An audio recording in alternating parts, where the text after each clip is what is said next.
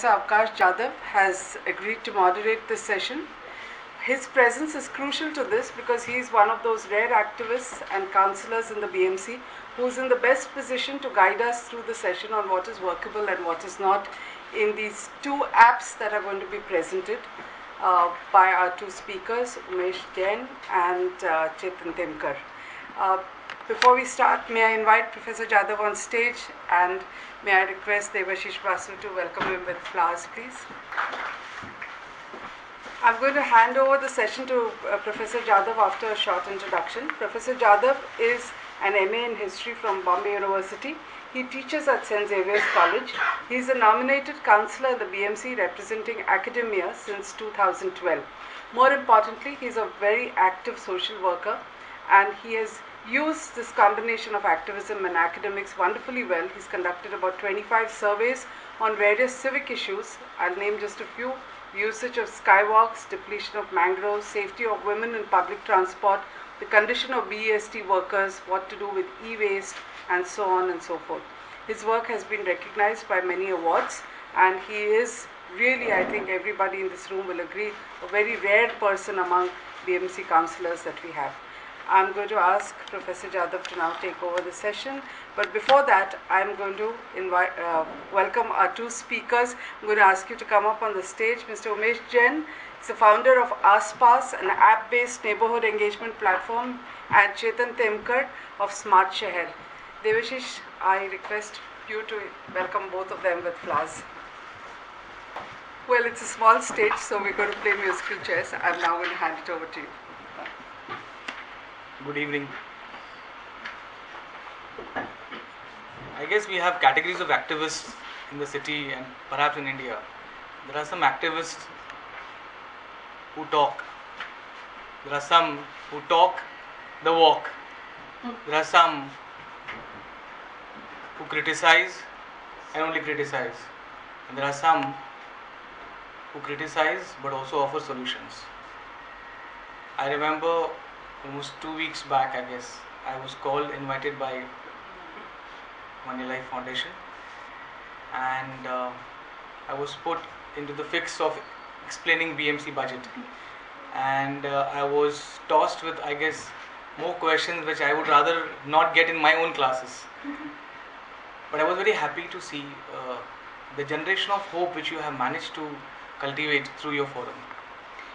And we debated about how BMC is not performing, how the civic issues are really cropping up, escalating day by day. And here we are, that's what I call completing the circle. We discussed about the problems, we discussed about the issues. Today we are here, and thanks to Moneylife Foundation, that we are going to discuss about the applications. What if you come across any civic issue? What do you do? And I guess we have two wonderful speakers today. I know both of them personally. And I'm really sure that their presentation today will not only act as a catalyst, but will also go a long way in awakening some of the sleeping bureaucrats in our system as well. I would just like to share a small anecdote, and I will start. Some months back, my daughter came up to me. She read a few lines in a newspaper. They had those quotes of the day, and then she was confused. The lines were, "We are born in this world to help others." She came up to me and she said, "What is this? Please explain." And I explained to her. I said, "Look, beta, like we all are born and we are human beings. How different we are from the animals," and all that I gave her. And I said, "We should help each other." She said, "Read the lines again." I read the lines again. "We are born in this world to help others." I said, "Why it is so confusing to you?" She said, "I have a very small question." She said, "If we are born in the world to help others, what are others born for?" So I guess, it goes hand in hand. The system can be changed by sitting outside, but also by sitting inside the system. And I look at this as a very good opportunity, that whereby the two activists are making this venture, but I'm sure in the long run we'll be celebrating your successful venture, possibly in Moneylife only, after a year. So let me introduce Mr. Umesh Jain, founder of AasPaas, an application-based neighborhood engagement platform. that connects all stakeholders such as citizens, administration officials, civic bodies, elected representatives, and NGOs. The objective is to help build stronger communities and enable quicker resolution of civic issues, better governance, and effective delivery by NGO too. It is like a mohalla on social media. Umesh Jain has been the Chief Technology Officer and Chief Information Officer at National Stock Exchange. Prior to that, he was CIO at Yes Bank and earlier worked with Citibank in various technology leadership positions. Umesh is a graduate of IIT Delhi, and I have my own small memory with Umesh. Apparently, I was the only municipal councillor attending the BRICS, which happened in Mumbai, and Umesh and I shared the entire session for 2.5 days. A wonderful person to be with, and I always saw that twinkle in his eye that I want to be the change. I will not expect change to come from the other side, but I want to be the change. So here I present Umesh Jain to work. Till last year I used to be in corporate world and I used to be not actually doing anything about anything. And one of the things that was bothering me quite a lot is that why don't I participate in anything? Why don't I just go out and I'm cribbing about these potholes and manholes and BMC doesn't work and this doesn't work. Why don't I just do something about it? But to do something about it, I'm not going to go to BMC office. I'm not going to figure out which department I need to go to. It will take half a day. Why should I, So I started thinking about what is it that is preventing me from doing any of these things. The bureaucracy, the cynicism, the fact that I don't even know where to go. And if I go somewhere, I have to go from one department to another department, etc., etc. So put it together, I said, can't technology solve this problem? Why should I really be bothered? It's an issue, I just report the issue. Remember this hero. So I was like, remember that hero, fill it, shut it, forget it. Should it not be as easy for citizen that I just report something, and why should I really bother about tracking it to closure, etc. So it started with that. There was one frustration. And the second frustration I had was largely against the moneyed and the literate class, the so-called moneyed and the literate class, because when you go anywhere shopping, etc., these are, outside the shop you'll see big Mercs and big BMWs parked with drivers, ACs on, and blocking half the road. So I was like, this is an educated class. The drivers are waiting outside, blocking the roads, etc. And it is standard thing. Who is jumping the queue? It's mostly the rich and the educated class who's jumping the queue. Because no one questions them, no one really calls them out. So can I do some name and shame, etc.? Why can't we just take some photos and put it? And I did some experiments. I did some experiments on both the potholes, the manholes, and the rich and moneyed class on my Facebook. And my ego was completely blasted. Because, not more than 5 people clicked a like on some of these things I posted. Okay. And what I did realize at that point in time was a lot of these things are very local. What matters to you? Unmade happens. It travels 10,000 kilometers, 5,000 kilometers, because such a large impact can occur. But a pothole or a manhole or some of these issues are very, very local kind of issues. They matter to people who live in that vicinity. And that is when I started really learning about the words called citizen engagement, civic engagement, etc. And as I met people, I met more than 220 odd people, the whole picture started forming in my mind that we desperately need something which will be focused towards local communities. There are initiatives government is taking, there are initiatives which other innovators are doing, and I analyzed all of them. So a lot of what I am doing is influenced by some of those initiatives. But I felt that from a citizen perspective, I cannot expect them to download 100 apps for different things. A pothole tracking system, a manual tracking system. Pothole tracking system for Bombay is different from Thane. So if I go to Thane and I have to do it, or a traffic police system is different in various. Understandably, government, different departments can't really coordinate. So I felt that if we make something which is like a Uber, like a Twitter, like a Facebook, which is one system, and it caters to most of the civic needs of the citizen, then that is what it should be. So I said, I realized it has to be very close, small group, it has to be one system, right? And the third most important thing that happened was, I realized that it's not only something between a citizen and a BMC or a municipal corporation. It is between us. The interactions that I require are between citizens themselves. So a lot of citizens need to be able to come together on the platform. There are already people, activists, NGOs, ALMs, resident welfare associations, by various names. There are people who are already trying to do in their own way what you are saying. It is just that with the manual access, the manual way of working, their reach is limited. So we need those people on the system. We need all the NGOs on the system. We need the administration on the system. We need the legislative on the system. So legislative in terms of, we need to escalate the corporators on the system, etc. So from there, I largely formed a hypothesis saying we need citizens, we need executive, we need the legislative, we need other citizens and the NGOs. That's largely the ecosystem.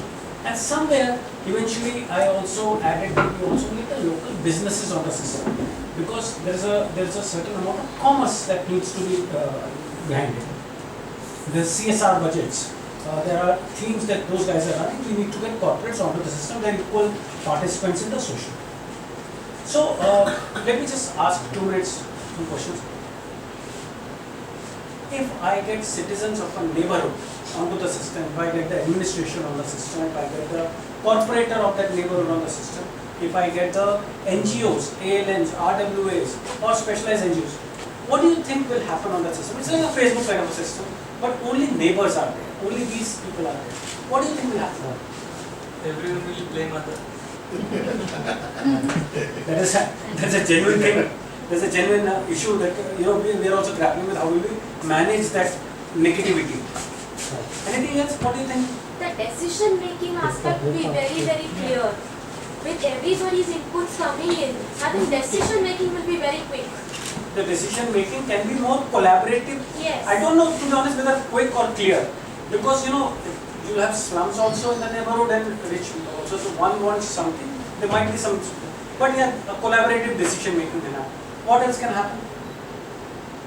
Problem is open. You cannot hide the problem. You cannot. So there will be more transparency. Yes. There will be more transparency. What else can happen? Accountability. Accountability, transparency, pretty much hand in hand, they go together. What else? So I've just, when I started studying various applications, what is happening, what is citizen engagement, I came across various things that possibly can happen on the system, and I'm just listing those out. Okay. First area broadly I categorize is what I call civic. In the civic area, what can happen? I was just telling, I was listening to Shweta, I think, when I showed my app to guys in Chennai, the only thing on their mind was floods had recently happened. For them to reach the citizens residing in that area or anyone in that area was very difficult. Using WhatsApp, someone sent one message, they forwarded the message to someone else. So by the time the disaster message or the help SOS reached the right people, it was too late. And by the time it got propagated, viral effect happened, it reached many NGOs. And when they came, 10 of them came together, but not in the right time. So the right people did not reach in the right time. When NGOs or authorities wanted to reach out to citizens, pass on a message, they were not able to because there is no concentrated database, etc. Right? So one thing, for example, is a disaster management that can happen when you have citizens on the same platform as the authorities and the NGOs. Grievance redressal, I think you all know, the grievance redressal can happen. The downside is what this gentleman said, there will be too much of bashing and too much of grievances being lodged. Some of them very trivial. So we also build mechanisms around how to reduce the negativity. Very simple thing, most of the time we don't know what is happening in our vicinity, when is the road being dug up, when will it be closed, whether there is an Aadhaar camp, whether there is an election card camp, we don't know most of these things. So this information in a very pinpointed way.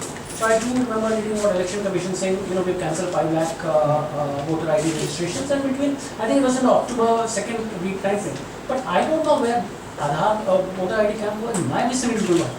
So I can say in this particular school or this particular office, and in various locations, different addresses can be given rather than the entire whole surveys. What is it that we require?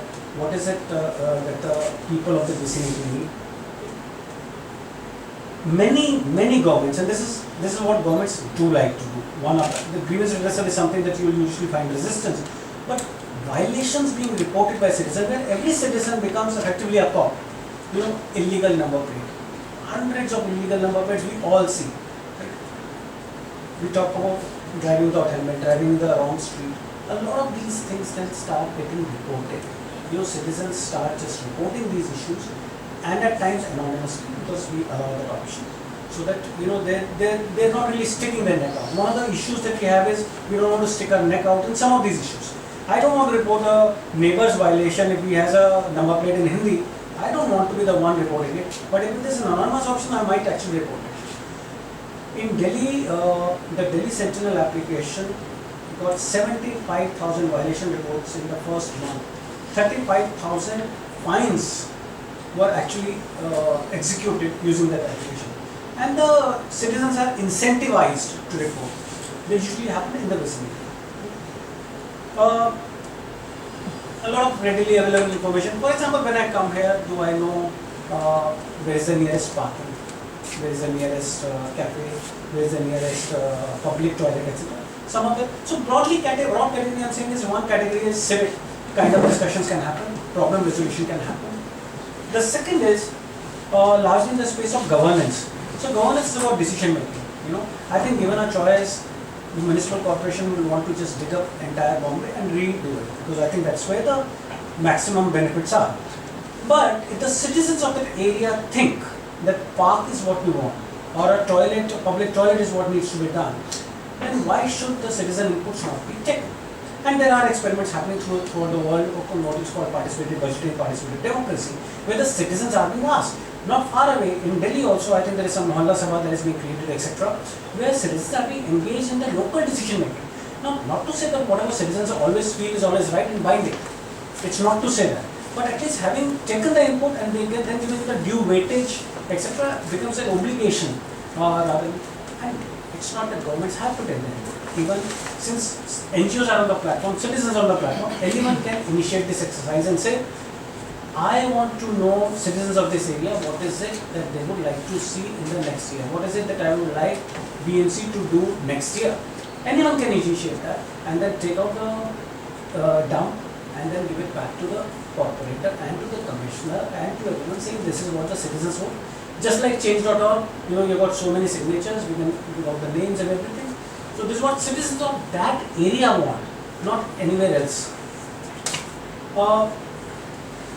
A lot of town halls, authorities want to do town halls, they must be doing town halls, they do town halls, but information does not reach us. So how collaboration can happen?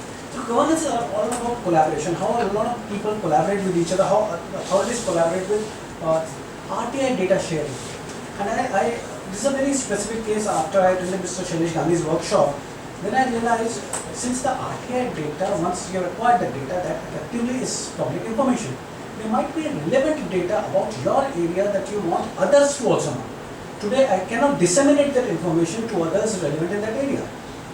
There might be things about city, so it might find space in the Times of India, or a Mumbai Mirror, or a Midday, because there are more city newspapers. If there is an information which is specific to your locality, then this is the platform where this can find information, etc. Praja, Mumbai Votes, ADR, they do a lot of analysis of corporator scorecards. They make the corporator scorecards, they make the candidate scorecards. So when the BMC elections are happening, when the state elections are happening, they make candidate scorecards. The day they publish the scorecards, they make good news on Times of India, half page, more than half a page later. But each and every constituency, the detailed scorecard of that particular constituency, the candidates, does not reach the citizen. This is what ADR, Praja and Mumbai Votes trustees told me. That the whole purpose is not fully served because they are not able to give it out to every citizen. They get aggregate scorecard saying overall 80% candidates have this record or that record, they have covered. But when you are going to vote, you want to know about your area candidate. With this kind of when you bring community together in a small neighborhood, you are able to give out that information and conduct satisfaction surveys. So whether again authorities themselves conduct whether citizens are satisfied or not, or an NGO initiates this exercise or a citizen initiates this exercise. Okay, I want to do a poll. There's a work that was carried out. A park was renovated. Are the citizens of the area happy with it or not? Right. The third area, which is very important, is community. Okay. I think as citizens, especially in the larger cities, we are not citizens as neighbors. We are sort of drifting apart. There are work pressures. There's so many things happening. Social media is a good way to keep connected. Today there is no social media, which brings together the people in the proximity.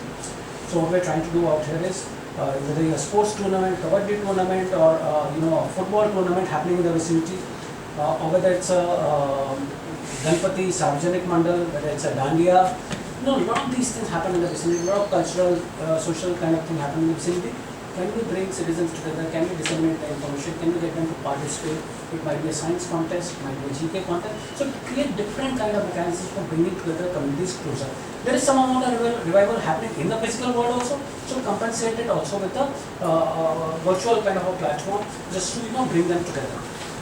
So if you see some of the communities like Bandra and Powai, they have a lot of these local newspapers which do this community bonding kind of a thing. Right? So in a way, effectively, this platform starts substituting for that, providing you all that on the mobile app kind of a thing. Last but not the least, so I have talked about 3 specific areas till now.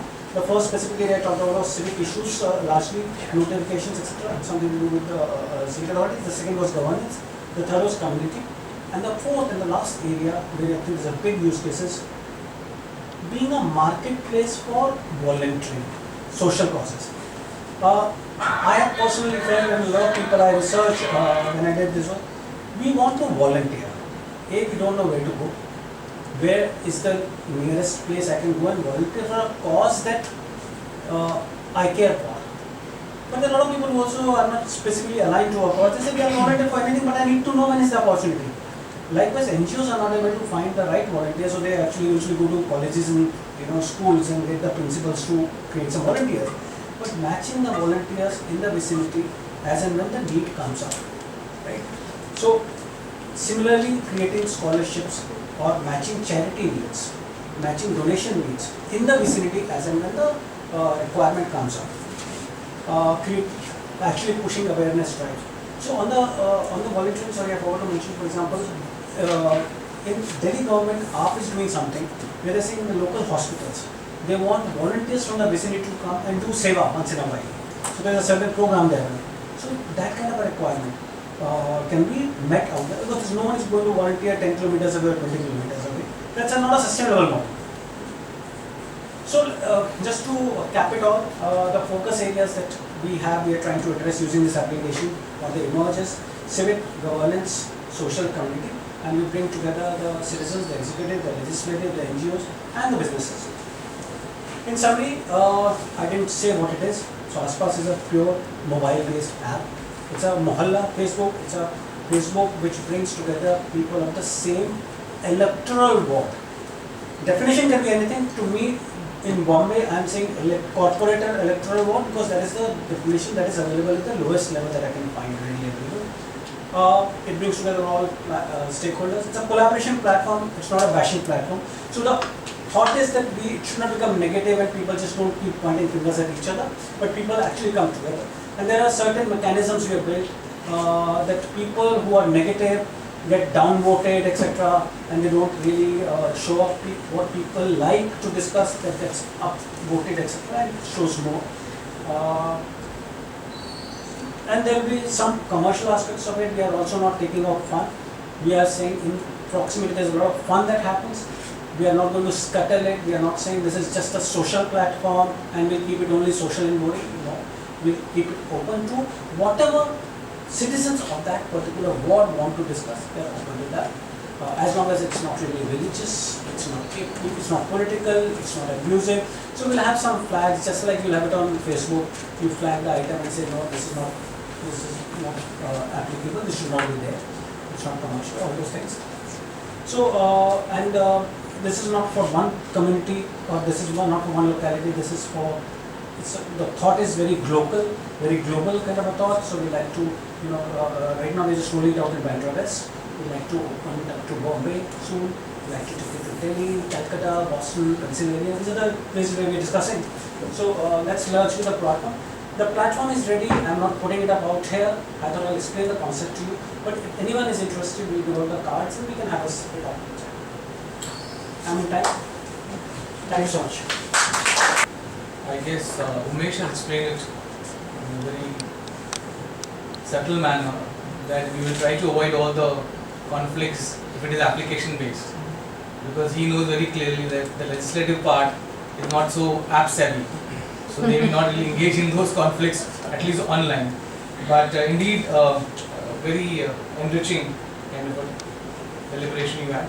I would like to invite Chetam Temkar, founder of SmartShehar.com, has a broader objective of reimagining smart cities through a series of mobile phone applications that will allow you to ease commuting, crowdsource information, report complaints, connect with other like-minded citizens, log events, and so on.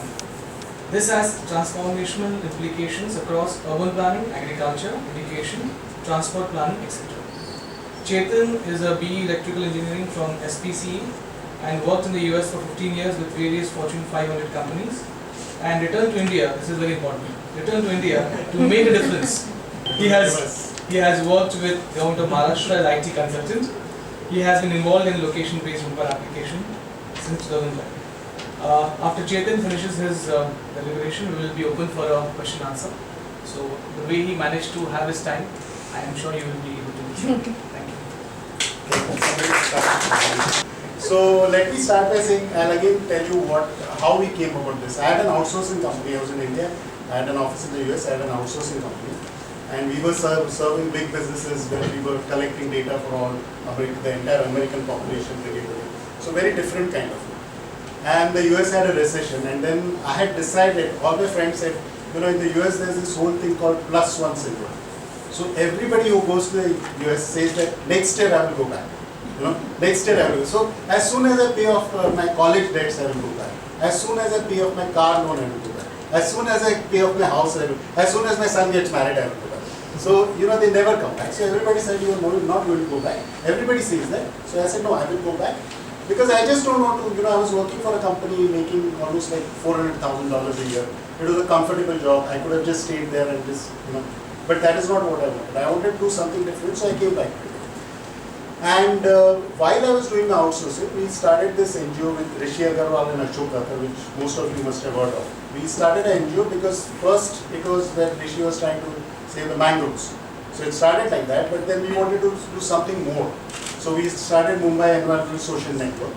And under that somehow we started a venture called Cool Pool, which was car sharing. And in fact that was covered on BBC also. And it was SMS, what Uber is doing now. We were doing SMS-based car sharing. So somebody says, the driver says, I'm here, and somebody else says, I want to go from here to here. It connects the two together and creates a ride. So that is what we are doing, SMS-based. And unfortunately, we did not do the same thing with app-based, which is what Uber and Ola are. So we did that, and then we got a lot involved in public transport. Mr. Ashok Datta now has taken that. And I started making mobile apps. So the first thing I did was, I had to figure out to make an app which serves a lot of people. So I thought that what is that affects the life of people the most, and I felt that commuting, every day everybody spends a few hours going back and forth from work and back, and I thought that was a very important issue to so it was important that I have a app that a lot of people find useful. So my target was that at least a lakh of people have to download it in the space of 2 years. And funnily enough, that happened is like 1 year or 1.5 years. So the idea was, what is the most difficult system, which is efficient but difficult to reach, is the BST. So the problem was that if you are standing on the road and you ask 5 people about the bus, somebody was saying, "Arey, ye bus jayega, nahi udhar jao to wo bus jayega." You never knew which bus went where. So we built in 2011, we built an app which was location based. So it would tell you where you are standing, what buses were there. And that time we physically went to 5,000 bus stops and got the location of each stop. We got the GPS coordination of each stop. We compiled the whole list from BST before BST was giving data. Now BST gives data to us. And we put it all together and we created the best bus app. And that became very popular. And then from there we did the train app and the auto app. The auto app also was very popular because at one point, if you guys remember, they were cheating on the meter. The auto guys used to cheat you on the meter. So we had this app which would actually measure the GPS distance and show you what the fare should be. And it was so popular that the auto guys, if you showed them the app, they said, "Saab jo batata hai wo pick up." You know, literally they would say that. "Wo app mein batata pick up," because we got a lot of coverage on Times of India, so everybody knew about that. And then it came to the point that when we were doing MESN also, we wanted to see there are two sides, the government and the citizens. So what we realized is that every day the citizens complain a lot. You know, like all the people at least spend about 20-30 hours a month complaining about government, about their roads, about their potholes. But out of that, I think 1 in 1,000 people actually gets involved. And then we try to figure out the same way, open, we're saying that what is the problem? Why do people not do it? So there's a basic resistance to the whole thing. Like, if you see a pothole or if you see a road problem, garbage. So what do you do? So most people will sit and say, outside my house the road is broken and there's nothing happening and nobody is doing anything. So we thought that we spoke to people and we came to know most people don't even know what to do about it. How do you go? It's so big, I don't know what to do about it. So I just complained. Because I said, do you know there's a ward? Many people don't even know which ward they live in. Literally, they don't know which ward they live in. So what we did was, we thought that we make this process easier for people, and then they can, they can lodge complaints, and it can be all a transparent process. Like they don't have to they stand at a place, take a picture, the location is done, the time is done. We are trying to figure out wards, and we are also using PIN codes because people identify themselves by PIN code. People know their PIN code. So the app figures out all those things, and then what we are trying to do is very similar to what he said, that we are trying to get people together, and we are trying to what we call a public-private partnership. So we are not saying that, a lot of times you'll be surprised that there are councillor and corporators who, if you tell an issue, I've seen on WhatsApp in Bandra, in fact, I've seen that people complain and the corporators then, and he goes and actually gets a problem fixed. So there are people who do this, but then you don't have enough involvement from the public. And what we are doing is, so we already have a SmartShehar app. We have more than 250,000, 2.5 lakh downloads. And people are already using the app. We have the bus, train, everything combined in one. And what it does is, as soon as you start the app, it will tell you where you are. Funnily enough, a lot of people find this very useful now. A lot of apps do it. But they find the first feature very useful. If you're standing somewhere and you want to know where you are, it tells you where you are. And then, we figure out the nearest railway station, because that is very critical information. If you're in a strange area, you want to know where to catch a train. So it tells you where to catch, and it shows you different lines. It will show you the Western line, Metro line, all those things. Then it shows you the bus stops in that area. Then it also shows you the fare to the station for auto. So that auto and taxi. So that those are things that people need always. If I want to go to the station, how much does it cost? So we have tried to use important information which people all the time and show it. So as soon as you start the app, it shows you all these things. And then it will allow you straight from the dashboard. If you see a problem, like you can report a traffic issue, municipal issue, and you can see and we have a dashboard which I'll go through. So we are focusing today on traffic and municipal issues. So submitting a complaint is very simple. The location and all that will come on its own. And then you take a picture and you select a category. What we have done is we have taken categories from the municipal website. So we have combined it and we have made it easy for you to see, because some of them are very complex for a normal user. So we have tried to put it in layman's terms. And then you can, if you know the word, you can put in the word. So now, let's go through a process. What happens? You make a complaint and what happens? Now we know that most citizens will stop you. They will make a complaint and that's it. They want somebody else to, because they don't know what to do. Now there are two goals to this application. One is to take the complaints, but we also want to educate the people of what to do. If you want to get involved, what do you do? So it will allow you, like, the issue is this, and it says the issues. What we do is we have, people, a lot of times we will see people take a picture of a chair or something to try it out. So we don't want those issues to reach the municipality and them getting fed up. So what we have one level of censoring where we see whether the problem is a legitimate problem or somebody has just taken a picture. So after it has been approved, then what happens is you are supposed to the municipality, unfortunately still we are taking his help to see if we can get emails out and they will respond to emails, but it does not as it respond just to emails. So what you have to do is what the app allows you to do is you can actually take a printout of the complaint and submit it to the municipality. So we have done, people have done that, and then that complaint submission you can take a picture and the app has the picture. And then what it does is, like in a lot of places, like you were saying, there are NGOs which are already involved in doing this work. So what we are saying is, an NGO can adopt an issue. So you submit the complaint, a citizen submits a complaint, the NGO adopts the issue, and then it carries it forward. Because these people are already, a lot of people are already doing that. But now what it helps the NGO is they don't have to go all over and take pictures and find out the complaints. You have citizens who are doing this. And then the NGO can adopt that complaint and then they can follow through the complaint.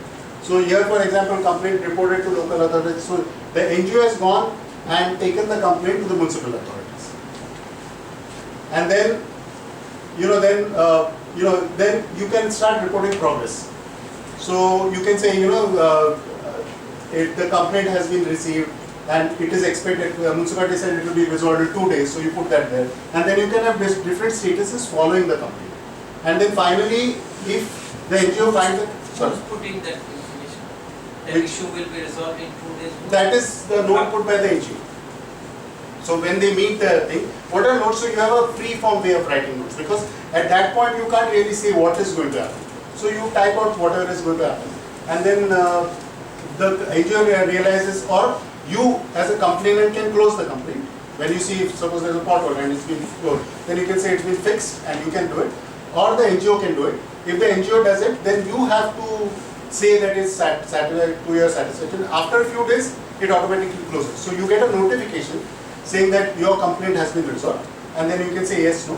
And if you say no, then there will be some further work you have to do, or it will. So that's how the process is. And then what happens is, the main point here is, at this point, we have this dashboard. Okay, now these are actual issues in Mumbai. Okay, we have this is all our volunteers and all have gone and taken. So we have broken it ward wise, and you can break it category wise also. So the issues here show according to ward. Now, not necessarily that there are only 75 issues, there may be more. We are in KS ward, so you see more of KS there, because we have people around, we know who can go around and take. So now you have statistics and data. Now this is where the big data comes in, and you can use it now for a lot of things. Not only like evaluating your public, but you can do it, for example, if there's water, water collection, and the mosquito farm, there's disease, so okay, because this happened at this time, water got collected here, and because of this, so next time you can take care that does not happen. And you can start seeing patterns in the data. And because, my partner and I both come from big data environments, we can now start analyzing this data and helping the representatives, and we are working with local MLAs also, very interested to get this data. Because one of the things they told us is that, they speak to a lot of people, and 30-40 people, and then people send complaints, and there's no way to reach so many people. You're representing lakhs of people, and every day you can talk to only 30-40 people, that's not enough. But with data like this, they can impact thousands of people at one time. If they know something is happening somewhere. And then we have things like,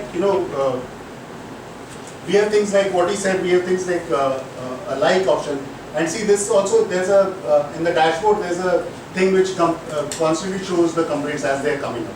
As people are complaining, it has a scrolling option which shows. And this is the actual complaint. Now this is important for the municipality, which shows you the location. If you click on this location, it will take you to the map and it shows the actual picture, it will show where it is, and this is of course the ID. So all these complaints are listed. And then this is what I was talking about, because the main advantage of this, what we're trying to do, is get the data behind it and analyze this data. Because this is where the wealth of information, even for the authorities, will be. And then what we have done is that, so what we are doing is we are allowing them to, mark. If you see a problem in your area and you see, okay, this, then you can say, I also want this solved. So you are trying to build a mass of people who are interested. This will also allow the authorities to decide, so many people are getting bothered with this problem. So prioritization can happen.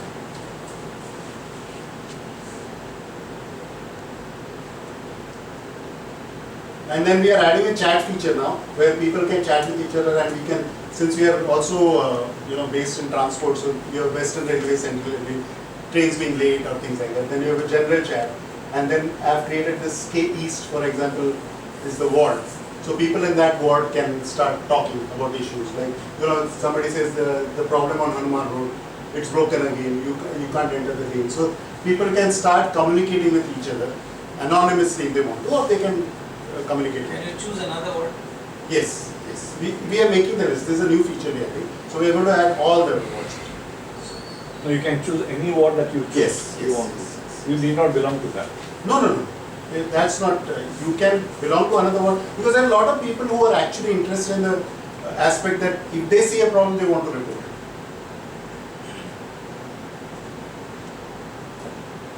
So people will communicate, and we will give alerts about things to you. And this is our background. I think I'm in time, right? So see what we are trying to do, and what we are taking different issues that people, we have also have safety built in. In fact, we were one of the first safety apps that was out. We were out in fact, we built the safety app after the Nirbhaya case. So what we have in the safety app is, it will even show you your nearest police station, your nearest hospitals. It also, because we followed the case and we thought a lot. One of the innovative things we thought was taking a picture. So now a lot of people said, oh, if I'm scared, I may not take a picture. But in the case of Nirbhaya, lot of times you are in an argument with that person already. So once you take a picture, that person will feel now the picture is captured, and within 10 seconds it figures out the speed of the connection and makes sure that it compresses it in such a way that within 10 seconds the picture goes to the server. So based on your connection, it is always, so even if the person takes the phone from you, by the time they take the phone, the picture is on the server. And it automatically goes to your email. Even if you have not set emergency contacts, now there is record of that incident. So on our servers also we know, so the police can contact us and ask us, and then we can provide information. So what we are saying is, if there is a picture, then it scares the perpetrator sometimes it may not. But if you're already arguing with the person, you could take a picture, and then he knows that somebody will know who that person is. And anonymity is the one thing which they think works to their advantage. So we have a safety app, we have a carpooling app also for Jump in Report, which will allow you to share any car, either an Uber, Ola, private car, anything. The vision of that app is also to be able to see, share a BSC bus, like different options of commute we are trying to group together. So that is what we do. So this is SmartShehar, and this is me and my partner Dipesh Moile, who's sitting here. And we have about 50,000 monthly active users. Average user rating 4.5. And I told you about Cool Pool. And we are working on different solutions apart from this. And we are basically into the app business with focus on helping citizens in their daily life. That's it. Chetan, thank you. And I remember last week Chetan and Dipesh had come to BMC. After we had the session on budget, I got introduced to Chetan here, and Chetan said, I want to meet you. And I called him to BMC, and they did come, so both of them they came. I took them to disaster management room of BMC, and we met Mr. Narvekar, who basically heads the entire team. And let me also share with you, in fact, he revealed to us that day that MCGM is also coming up with a similar kind of application which they will be launching possibly very soon, in a week's time or so. And the way Chetan was mentioning about you click the snap, in fact the MCGM website has the capacity to identify the location. So you do not even have to type your ward and other details. They will identify the location and they will eventually pass it on. In the last session when I was talking here, I was mentioning about this helpline 1916, where you can call up and you can register your complaint. And 2 years back when I was engaged, I was talking to Mr. Narvekar that time also. I said, when citizens lodge their complaint, what happens next? He said, the minute you call, your complaint is taken down, your ward is informed about it. I said, then, he said, that's it, the matter ends there. I said, why it is so? Because it does not really go further beyond that. You should also get the report back, what happened. And then that time I still remember, he said, this is something which we are working on. So when you dial 1916 and you pass the complaint to the ward, now the ward is accountable to return back, write back to the MCGM disaster management cell, where what action they have taken. And this way they are making the officers accountable. Another part which he shared, MCGM is coming up very soon, is that beyond 7 days, if your complaint remains with a particular officer, okay, it will automatically get transferred to the other senior officer. So if it escalates, let's say desk 1, if he is not handling the complaint in the next 7 days, it will escalate to the second senior most officer.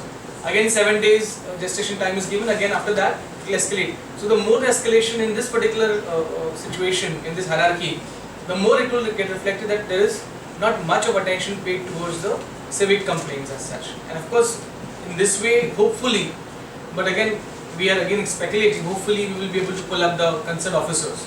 But at least we'll have a data. I'm not looking at how you can reprimand them, but I'm looking at this application in a manner that at least we can have a data stating that in a specific ward, complaints lodged, the number, sorted out or resolved, the number. If it is not, then maybe the way they were mentioning about Praja and the other NGOs, Praja does not really do groundwork. What they do is they only file RTIs. Okay, if I am a councillor, how many Prabhak Samitis I have attended? Now that is not my work basically, understand this. How many questions I have asked in Prabhak Samiti, and that is what is taken up as a rating for the councillor. Many times the ratings which they have given, okay, there are councillors who are doing fabulous jobs in their areas, but they get low ratings because they did not ask question. By merely asking the question if your rating is higher does not really solve the purpose, understand this. If that corporate is getting your issue sorted out, I guess that is what the ranking should be all about, and for that you need to engage with the people in a particular ward. So in a similar manner, maybe Praja can go one step ahead, identify the bureaucrats.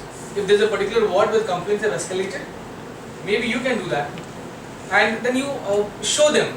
The way we have blacklisting of the contractors, we can have this kind of a ward-wise categories where you are explaining this particular ward at least did a fabulous job. So it should go in both the manners, criticism as well as complimenting. Unless you appreciate, okay, you cannot only complain and expect them to still welcome you with open arms. Absolutely. Even they are humans. And we very rarely we acknowledge that is the virtue which is on the verge of extinction now. I guess we should also acknowledge if there is a good work which is being done. And in the entire process, he also explained to us that how he is trying to cover all the 24 wards in a manner where the complaints, okay, will go to the municipal commissioner. The unrectified or the unattended complaints will go to the municipal commissioner. I guess there the activists can play a role.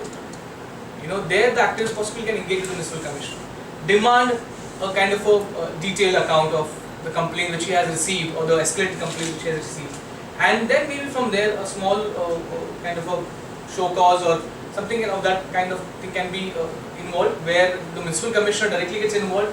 Even if 5 officers possibly are made to answer to non-attending a complaint, I'm sure it will send a very strong message across. So MCGM in their capacity are doing it. Chetan and I, we had our own small laugh when Chetan asked him, how many people are planning or you have on your data, like how many people are using your application, what is the number he gave? He said 10,000, don't underestimate so much. No, he said 10,000, and then Chetan mentioned I have 2.5 lakh users. And he also, Chetan and Dipesh were talking to him, and they also suggested that why don't you give your API to us, where which we could is directly interact with. Yeah, which is so far not the policy part of the MCGM. I'm sure they will open up. I was suggesting to Chetan as well, why don't you have a small portal in your application, where a user of your application, okay, can go to your site and maybe from there can get connected to the MCGM. So if your sole purpose is only to target civic issues, I think this addition you should do. That's why I asked them whether they have an SMS number, so then we can SMS directly from that. The 1916 maybe can be converted into SMS. Yeah. That's what I was suggesting. It can be. If 1916, then we can send a complaint. We can send. So in this way, I guess if this kind of a connectivity, what they have designed and developed, and what MCGM is coming up with, I guess if this kind of a connectivity comes up, I'm sure it will help the citizens. The basic purpose is to help the citizens maximum. So thank you very much for your insight.